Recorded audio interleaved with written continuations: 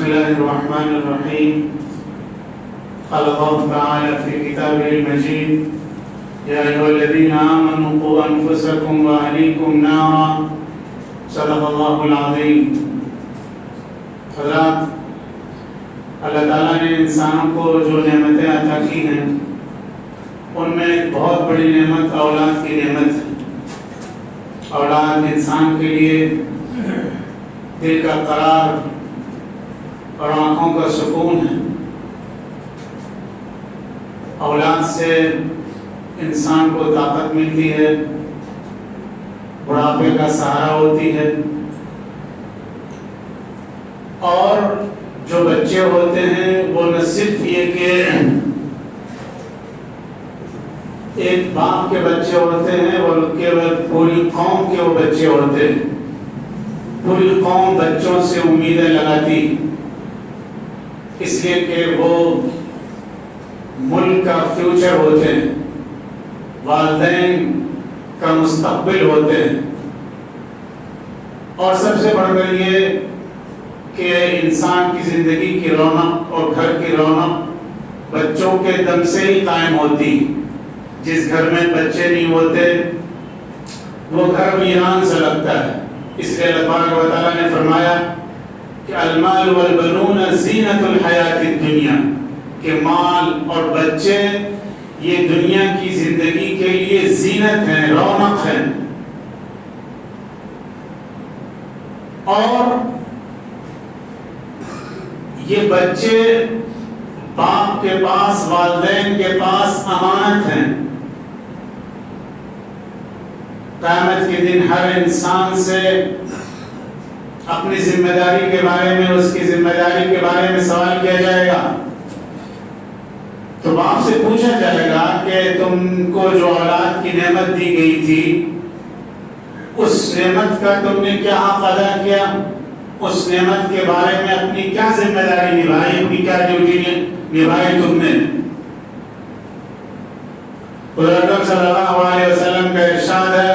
کلکم راع و کلکم مسئول عن رعیتی، کہ تم میں سے ہر شخص ذمہ دار ہے اور ہر شخص سے اس کی ذمہ داری کے بارے میں پوچھا جائے گا۔ تو باپ سے پوچھا جائے گا کہ تم نے اولاد کے بارے میں اپنی کیا ذمہ داری ادا کی۔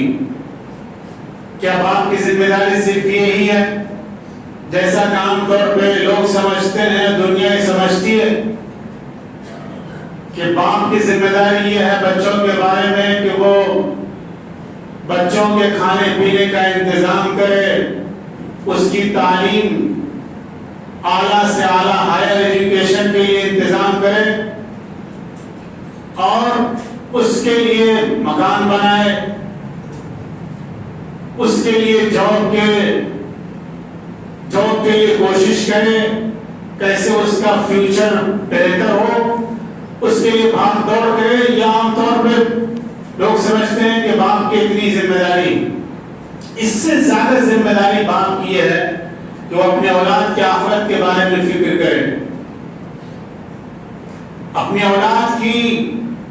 دینداری کے بارے میں، تربیت کے بارے میں فکر کرے۔ اگر آپ نے اولاد کو سب کچھ دے دیا اور اس کی دینی تربیت نہیں کی، ایمانی تربیت نہیں کی، اس کو اسلامی اخلاق نہیں سکھایا اور اس کی آخرت کو بنانے کی فکر نہیں کی، تو آپ اپنے مشن میں فیل ہو گئے اور ناکام ہو گئے۔ اور خود انبیاء کرام نے اپنے بچوں کی دینی تربیت کے بارے میں فکر کی۔ حضرت یعقوب علیہ السلام کا جب انتقال ہو رہا تھا، اس دنیا سے رخصت ہو رہے تھے، تو ان کی نسل میں کئی نبی گزرے، نبیوں کے وہ باپ تھے، لیکن وہ جب دنیا سے جا رہے تھے تو اپنے پیچھے دنیا کی دولت نہیں چھوڑ کر جا رہے تھے بچوں کے لیے۔ وہ اپنے بچوں کے لیے کئی مکان اور فلیٹ چھوڑ کر نہیں جا رہے تھے۔ انہوں نے اپنے بچوں کو جمع کیا اور فرمایا: مَا تَعْبُدُونَ مِن بَعْدِي، میرے بعد تم کس کی بندگی کرو گے، یعنی میرے مرنے کے بعد تم اسلام پر قائم رہو گے یا نہیں رہو گے، اس بات کی فکر مجھے کھائے جا رہی اور ستا رہی ہے۔ کوئی سوچ سکتا تھا کہ ایک نبی اپنی اولاد سے یہ سوال کر سکتا ہے، جس نے پوری زندگی پوری امت کو اللہ کی بندگی کی دعوت دی اور انسانوں کو اللہ کی طرف بلایا، اللہ کی بندگی کی طرف بلایا۔ وہ نبی جب اس دنیا سے جا رہا تھا تو اپنے اولاد سے پوچھ رہا تھا کہ ما تعبدون من بعدی، میرے بعد تم کس کے دین پر قائم رہو گے؟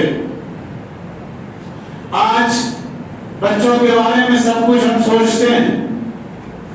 لیکن بچوں کی دینی تربیت کے بارے میں نہیں سوچتے ہیں کہ ہماری اولاد دین پر قائم رہے گی ہمارے بعد یا نہیں رہے گی، ہماری اولاد ہماری نیک نامی کا ذریعہ بنے گی یا نہیں بنے گی، یا رسوائی اور ذلت کا سامان بنے گی۔ اس کے بارے میں ہم کچھ بھی نہیں سوچتے۔ اللہ تعالیٰ کا ارشاد ہے، یا ایھا الذین آمنوا قوا انفسکم واہلیکم نارا، اے ایمان والو اپنے آپ کو اور اپنے گھر والوں کو جہنم کی آگ سے بچاؤ، اپنی اولاد کو جہنم سے بچانے کی فکر کرو، اپنی بیوی کو جہنم سے بچانے کی فکر کرو، اپنے رشتہ داروں کو جہنم سے بچانے کی فکر کرو۔ یہ فکر سب سے زیادہ ایک باپ کو ہونی چاہیے، اپنی اولاد کے بارے میں، اپنے بچوں کے بارے میں، اپنی بیوی کے بارے میں، کہ کیا وہ آخرت میں اللہ کے عذاب سے بچ جائیں گے میرے بچے؟ اس بات کی فکر سب سے زیادہ والدین کو ہونی چاہیے۔ رسول صلی اللہ علیہ وسلم کو مخاطب کر کے فرمایا گیا، وَأَمُرْ أَهْلَكَ بِالصَّلَاةِ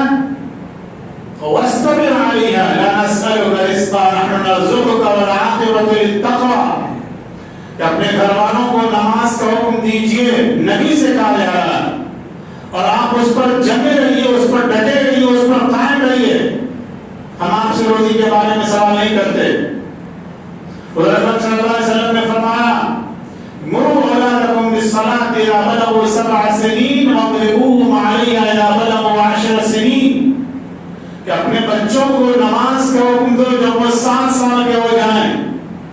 اور جب وہ 10 سال کے ہو جائیں تو نماز چھوڑنے پر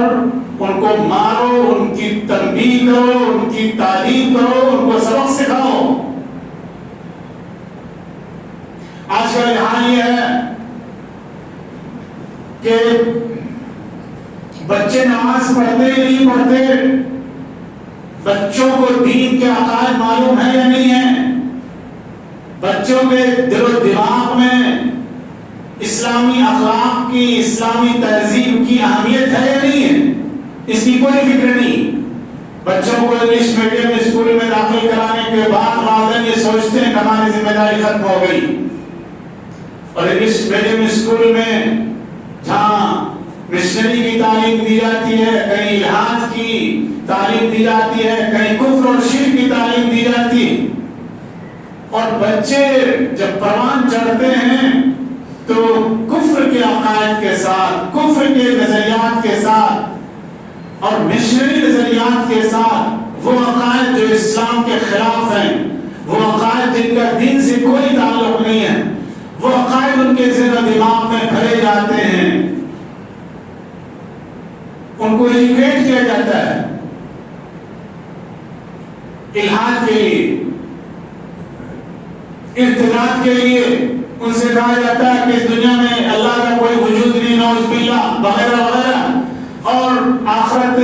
اور جہنم اور جنت کی باتیں یہ سب بکواس ہیں، ان کا حقیقت سے کوئی تعلق نہیں۔ یہ سب باتیں بچوں کو بتائی جاتی،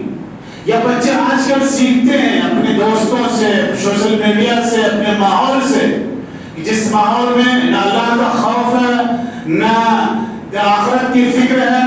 نہ حلال و حرام کی فکر ہے، نہ جائز ناجائز کی فکر ہے، سب کچھ دنیا میں ہو رہا ہے۔ اس سے بچے سیکھتے ہیں اور سمجھتے ہیں کہ زندگی بس اسی کا نام ہے۔ یہ سب سے زیادہ خطرناک چیز ہے۔ اور اس وقت جو ماحول چل رہا ہے اور اس وقت جو حالات چل رہے ہیں، اس میں اس طرح کی بہت سی چیزیں سامنے آ رہی کہ بچے دین سے نفرت کرنے لگے ہیں، بچے نماز کے بارے میں کچھ نہیں جانتے، کلمہ ان کو معلوم نہیں، اسلام کے بنیادی عقائد ان کو معلوم نہیں، آخرت کے بارے میں ان کو کچھ معلوم نہیں، جنت اور جہنم کا کانسیپٹ ان کو معلوم نہیں، اور والدین کی کوئی فکر نہیں، تو بچے بے راہ ہو رہے ہیں، اور خاص طور سے بچیاں ارتداد کی طرف جا رہی، غیروں کے ساتھ ان کی دوستیاں ہو رہی، اور اسلام سے ان کا کوئی تعلق باقی نہیں رہ رہا۔ یہ سب کچھ اس دنیا میں ہو رہا ہے۔ ضرورت اس بات کی ہے کہ جس طرح ہم بچوں کی صحت کی فکر کرتے ہیں، بچوں کے فیوچر کی فکر کرتے ہیں، بچوں کے کیریئر کی فکر کرتے ہیں، اس سے زیادہ بچوں کے دین ایمان کی حفاظت کی فکر کی جائے، بچوں کے اخلاق کی فکر کی جائے۔ آپ کے بچے موبائل میں کیا دیکھتے ہیں آپ کو معلوم نہیں، آپ کے بچے رات میں موبائل سے کیا کرتے ہیں آپ کو نہیں معلوم، آپ آرام سے سو رہے ہوتے ہیں، اگر آپ کو فکر ہوتی تو آپ کو نیند نہیں آتی۔ آپ کے بچے گھر کے باہر کیا کرتے ہیں نہیں کرتے ہیں، کس سے ملتے جلتے ہیں آپ کو نہیں معلوم،